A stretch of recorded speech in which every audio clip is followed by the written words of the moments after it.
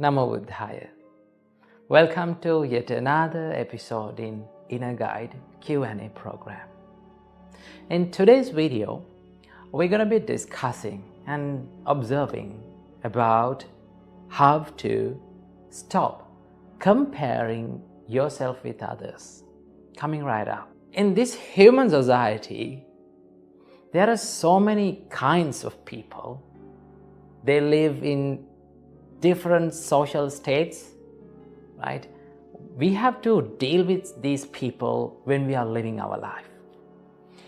So there's a problem which origins inside our mind when we live with these people and that problem is we compare our life with them, right? We compare our problems and our life and our social states with other people's lives. Remember, this comparison is not the problem. This comparison can be used in many ways. People use it in many ways, right? Some people, they use this comparison to motivate themselves, right? Now, when you see athletes and the people who are doing sports, when they see the players or athletes which have more capacity and more talents than them, then they try to compare themselves with others, and what they do is they develop themselves. They motivate themselves to do more, to practice more. Right? So this comparison can be used in a good way. But many of us doesn't do that. What we do is we compare our life with others and we become frustrated with our life. Now this happens for many people who use social media. When they visit Facebook or Instagram, there are so many cases and there are so many problems that origins when you visit social media, because you see, when you visit those platforms, you see so many pictures of other people, how they live their life, how they eat, how they dress, how they go out in Sunday nights and Saturday nights. So you see such pictures. But currently, you may be not in a situation to enjoy your life. Sometimes you may be in a problem. So what you do is, you compare that life with your life and you become frustrated. You become sad. You become depressed. That is why, from researchers, it has been proved that the people who visit and who are in social media for long times, they have a higher probability of having the social stress and depression and mental stress inside. Why? That is because of this frustration due to comparison. So that is the comparison that we need to stop, right? If you compare your life with someone and if you become motivated to be and develop more inside you, then it's a good one. So, when you see the happy lives of others, right? If you compare, then you become frustrated. Remember, you cannot be someone else, right? We can only be ourselves. If you try to be someone else, that means you're wasting your life. You're wasting your valuable time that can be used to develop yourself. So the first thing that you have to know is that I cannot be someone else, I can be me. You can be the best version of yourself. That is what we need to do. So what we have to do is we need to battle with ourselves. We don't want to battle with others. Right? We don't want to be competitive. We don't want to have races. We don't want to do that. What we have to do is we need to battle with our own weaknesses. we need to try hard to eliminate and destroy our own weaknesses, our own faults, our own bad habits. That is what makes our life develop. But if you compare with others' lives, and if you become frustrated, and if you do nothing, you're not developing anything, right? So it is like running a race. Now, you all have seen athletes running races, right? So athlete's job is to be the best person, the best athlete in his track, right? His job is to run as fast as he can in his track. But if he keep on staring on others' tracks, and if we keep thinking on what others do, he will not be successful. He will not become a successful athlete. So what he needs to do is to run as fast as he can by focusing on his own track, and then he will become a successful athlete. So life is also like that. You need to focus on your track. You need to focus on your life. How I'm going to develop my good qualities. How I'm going to develop my spirituality. How I'm going to develop my mental strength. If you focus on yourself, you see the weaknesses and strengths and opportunities that you have within yourself. Then you can have and you can develop these things inside you, right? But if you merely comparing on others and staring to others' life, and if you do nothing, you will be in the same place forever. So I will give you a good suggestion that was given by our great teacher Supreme Buddha to stop this comparison, right? That divine quality that Buddha explained that we should develop within ourselves is called mudita. What is that name? Mudita. Mudita means appreciative joyfulness. So the main aim in practicing this mind of mudita, the mind of appreciative joyfulness, is to eliminate the jealous or the envy that we build up inside by comparing our lives with others, right? Normally when we compare, we build up the jealous inside. Right? That is what makes our life frustrated. That is what makes our mind stressed and depressed. So what we need to do is to practice mudita or appreciative joyfulness. So how to practice it? Here's how to do it. It's a simple way. It's a simple and a practical way. You should apply these things to your practical world when you're living in your life, right? This is how to do it.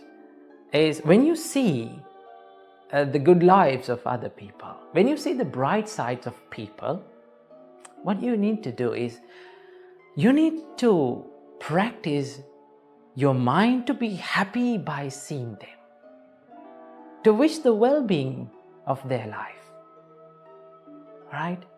If you can be happy by seeing their good lives, if you can be happy by enjoying others' lives, you will never be frustrated, right? You have to be happy, and you have to say, and you have to wish the well-being of others from the deepest place in your heart. Then you will build up an inner happiness, right? You are not comparing yourself with others. You become happy by seeing others' success. But still, you have the mind to develop your own qualities, to eliminate your own weaknesses, right? You can use that comparison in a good way. So that is how to practice the mudita. So here's a simple way and a practical way to do it. Whenever you get up early in the morning, before you get down from your bed, just sit on the bed, close your eyes, And for small, maybe 5 seconds, you can think, may all the beings in this world become successful. May they enjoy their life. May they be happy forever. Wish the well-being of others. If you wish it, you will not become frustrated, right? The best thing that you have to remember is you can be yourself only. You cannot be someone else. So try to develop your own good qualities and try to eliminate your own weaknesses. Battle with yourself, right? It is you versus you. You need to always give that and be the best version of yourself, right? If you do the best thing that you can be, you should do, and if you become the best person that you can become, then you don't want to worry about other things, right? You don't want to worry about the talents and the things that you did not have in your life, because that is because you became the best person of yourself. That is what you can do. So stop comparing yourself. Develop mudita, the appreciative joyfulness, and enjoy your life, enjoy your peacefulness by developing these good qualities. In today's video, let's talk about how to control our negative emotions and how to control our mind. Well, the nature of our mind is it always likes to wander in negative emotions and negative thoughts. Negative thoughts like anger, desire or lust, or then jealousy, maybe resentment. These are the negative thoughts that our mind likes to wander in. So how can we control it? Well, our great teacher Supreme Buddha introduced us a gradual training where you can practice this controlling of negative emotions or negative thoughts in your mind.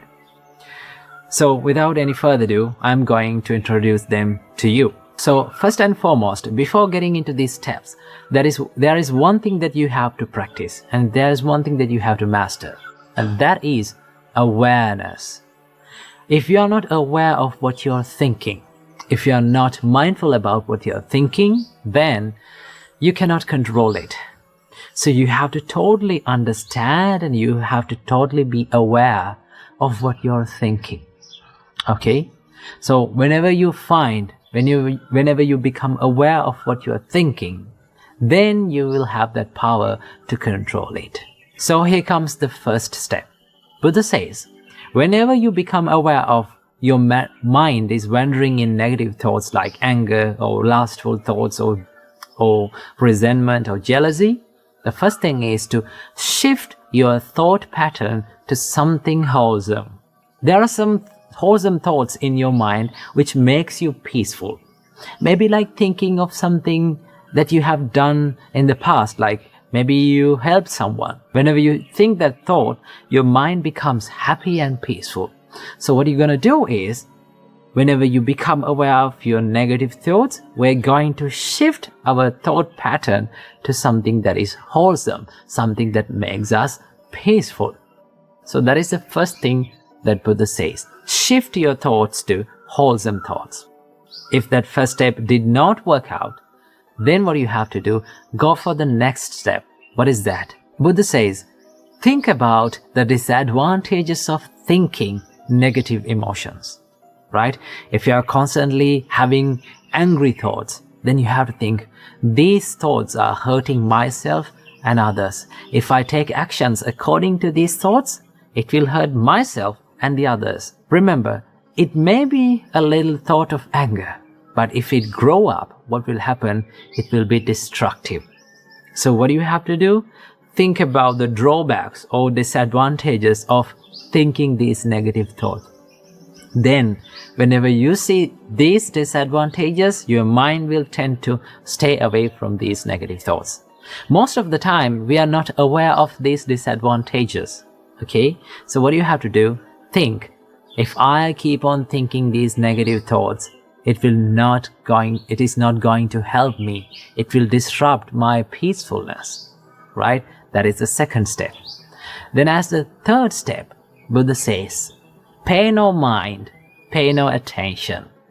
If the second step did not work out, go for the third step, to not to pay any attention to that thought, right? See, whenever we give so much attention to something, maybe a thought, it grows again and again, it grows more, right?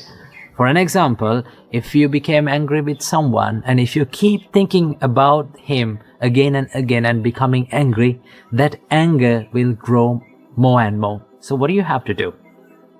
We have to let the thought be a thought without paying much attention, right?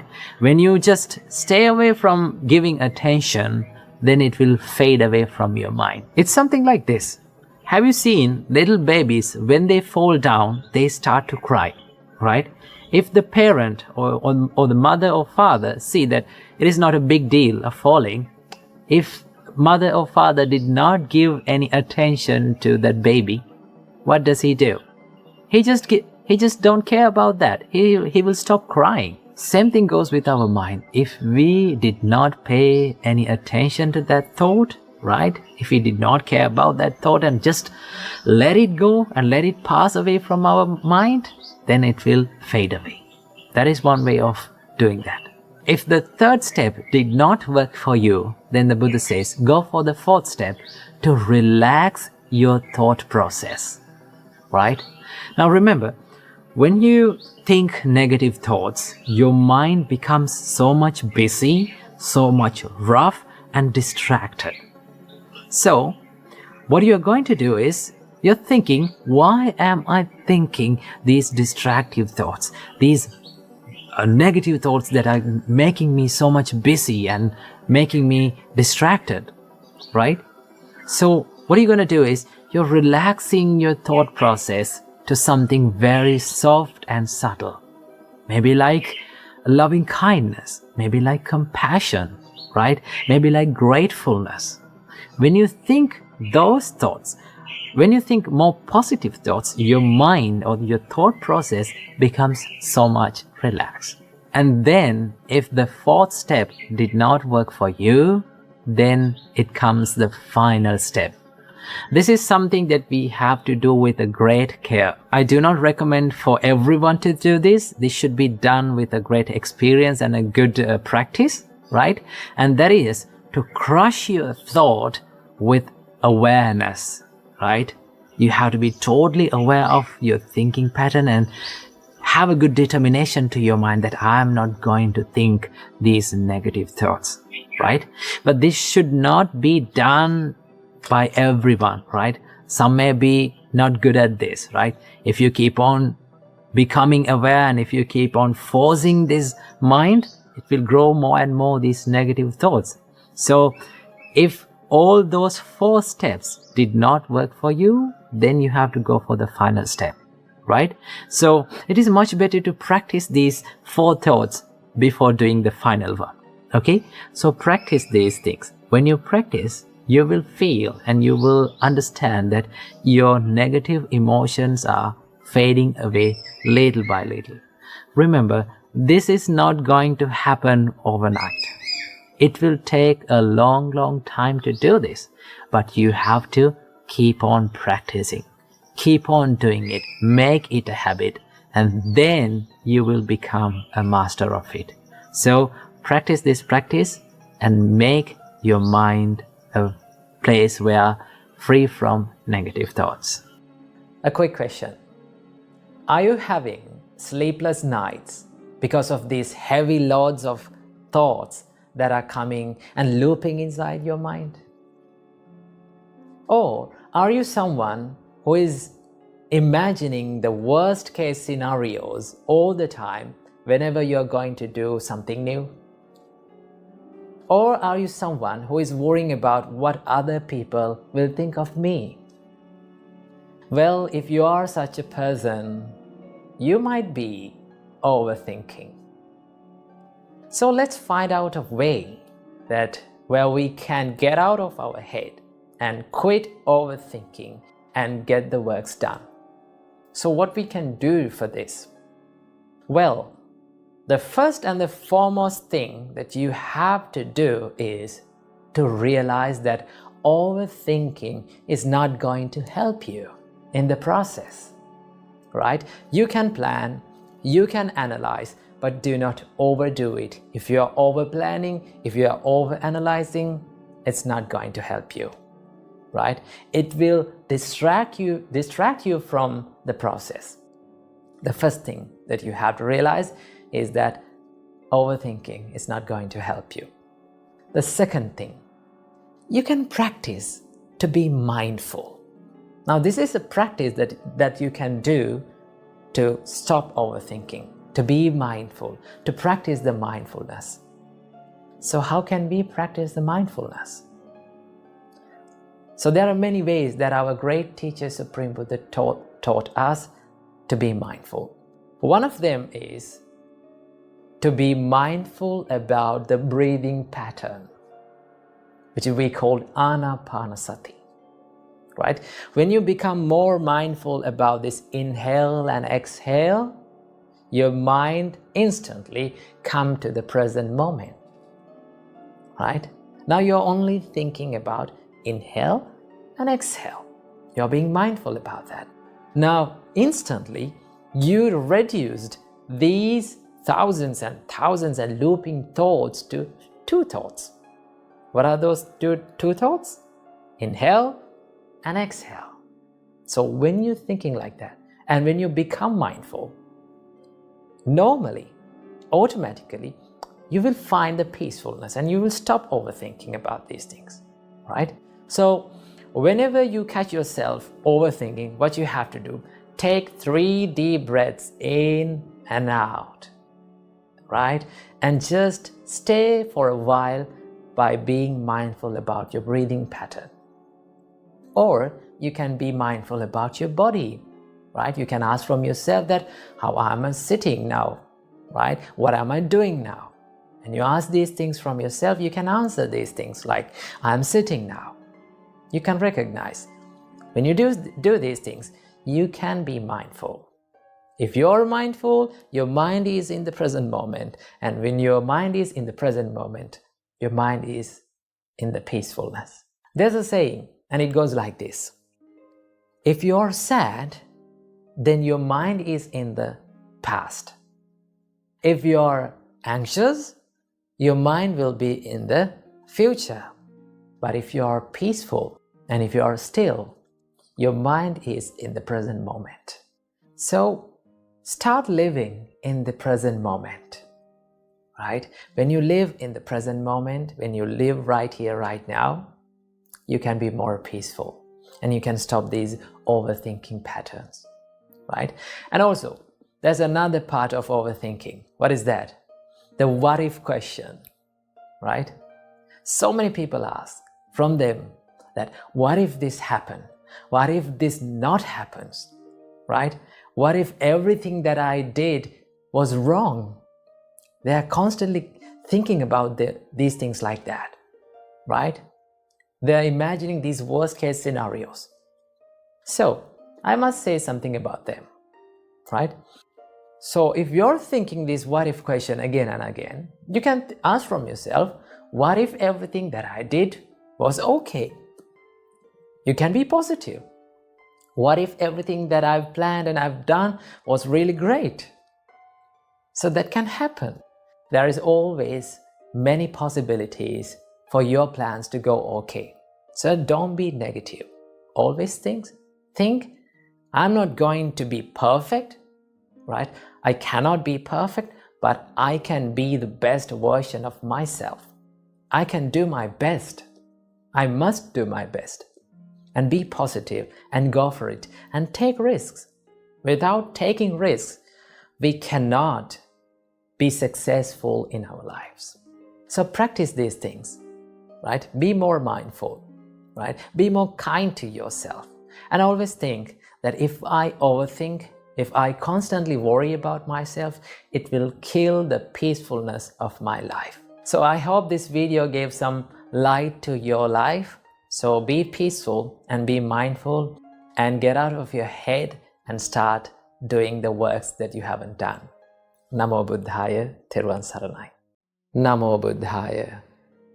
Welcome to yet another episode in Inner Guide Q&A program.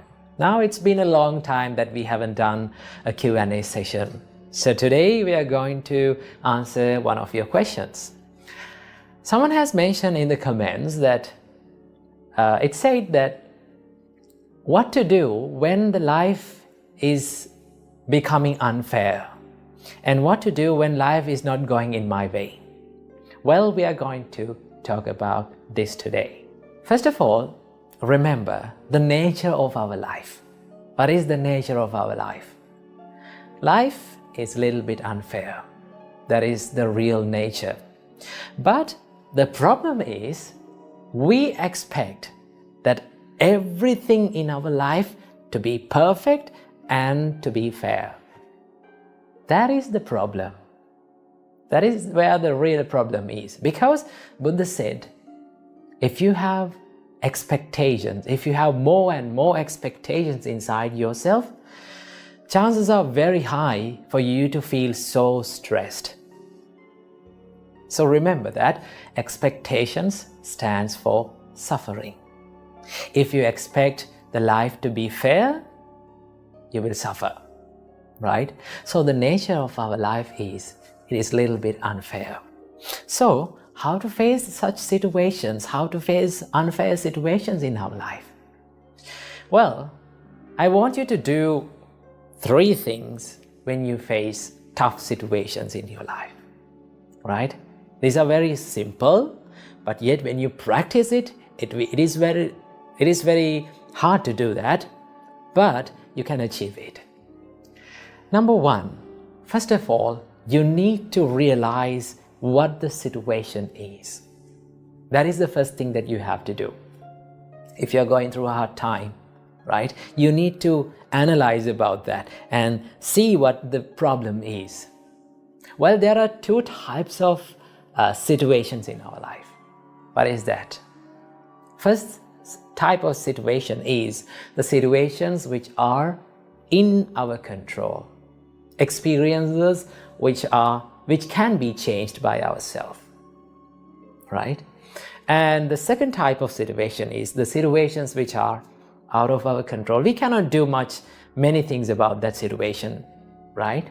So these are the 2 types of situations that we go through in our life. So first of all, you need to analyze and you need to see what the problem is, whether it is in my control or out of my control. Right? When you realize about the situation, then you can do something about that situation. Okay? That is the first thing you have to do. Analyze the situation. Number 2, if it is a situation that is in your control, just do something to change that situation. So what are the things that are in our control? What are the situations and experiences that we face in our life and which are in our control? Well, if you face a bad time, if you face a stressful situation because of your own faults, because of a mistake that is within yourself, then you can change it. Because we own our mistakes. We are the owners of our mistakes, and the mistakes can only be changed by ourselves. No one can change that. Someone can advise you, someone can show you the path, but no one can make it correct than you. So what you have to do, you have to change the situation. If it is your mistake, correct it. If it is your fault, then do something about it to change that situation. So these are the things that are in our control. Remember. Here's the third one. When we face the situations that are out of our control, how to face that situation? Well, these are the situations we spend most of our time trying to change that, but we cannot do anything about that situation. So what are the situations which are out of our control? There are many things, right? Criticism is out of your control. People's opinions, They're out of our control. How people behave in front of you is totally out of your control. They are their choices, not your own choice. But we try to change these situations and we become so sad and depressed trying to change, and we find that we cannot change this situation. So if you cannot change the situation, what you have to do, you have to change your perspective about the situation, right? You can change the perspective about the situation, because the perspective, the perspective and the way you see that about that situation is totally in your control, because your thoughts are in your control, right? So what you need to do is, if you cannot change the situation, change the perspective, change the way you see about that situation. Okay? So remember, when people act weird in front of you, when people try to make you angry, when people criticize you, right? When people give unwanted opinions about you, just think, these things are out of my control. I should not waste my time of my life to change these situations. It is much better to change my perspective about this situation. So how can you change the situation? How can you change the perspective? You can be kind to them, right? You can maintain a positive mindset inside you, right? It is much better to maintain a positive mindset daily, every day, right? Listen to some things like positive things, positive words every day. It is much better to do that, because the more you listen to the positive words, positive ideas, right? Then the more you become positive inside, right? Then you can change your perspective about the situation. That is what you can do. Always remember what Buddha said. It is a nice quote that Buddha said that describes about the life. Buddha said, "Achinti tampi bhavati, chinti tampi vinasati." That is one of the greatest and one of the nicest quotes that Buddha have told about the life. In life, Buddha said, "Achinti tampi bhavati." Most of the times, unexpected things happens. Isn't that true? We don't know what will happen in the next time, right? It is a mystery. So in life, always unexpected things happen. And the things that we expected will going to be destroyed, right? If we expect something, we don't get the same thing. That is the thing. So remember that quote that was said by the Buddha. Achinti tampi bhavati, chinti tampi vinasati. Right? And there's another quote that was said by the Buddha. Sadharanang vihanyanti. If you expect the life to be fair, chances are more that for you to suffer in your life. So live with less expectations, right? If you're going through a tough situation, just analyze the situation, realize about the situation, and if you can change the situation, do something about it. If you cannot do it, something about the situation, change your perspective. That is what you can do when the life is not going in your way. So make your life a peaceful one with the teachings. Why do bad things happen to good people? Sometimes you've asked this question from yourself. I'm a good person. I help everyone. I don't hurt anyone. I can see myself as a good person.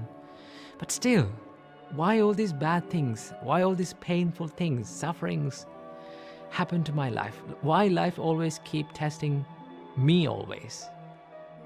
Well, these questions we've asked most of the times in our life, right? Do you know how Buddha saw this? In the night of his enlightenment, the first thing that he realized was that life consists of suffering. Suffering is a part of everyone's life, right? So Buddha did not say suffering as a part of good people's life or a bad people's life. Buddha saw that suffering was universal, right? But when we face adversities in life, when we face these realities like painful situations in our life, we think that the only person who is going through this suffering, the only person that is going through this difficulty is only me. That is how everyone feels. Not to lie, sometimes I feel that. But what Buddha teaches us to see it as is to see the suffering as a universal thing. I'll tell you a story. A young mother lost her baby, but she loved her baby so much that she refused to accept her baby's death. What she did? She took her baby and ran from one village to another, one city to another, finding a doctor to cure her baby. But no one could bring a dead person back to life. Finally, she met the Buddha. The Buddha said, "Okay, I will cure your baby. But we need one medicine to do this. Can you bring it? Go and bring a handful of mustard from a family that no one has ever died." So the mother was so much happy. She thought that she could find this easily. So she ran to the village and went to the first house that she found and asked, "Do you have a handful of mustard that I can get?" Then when the householder was about to give the handful of mustard, she said, "Has anyone died in your family?" Then they said, "Oh, my uncle died last year." Then she said, "I don't want your mustard." She went to the next house and she got the same answer. Someone had died.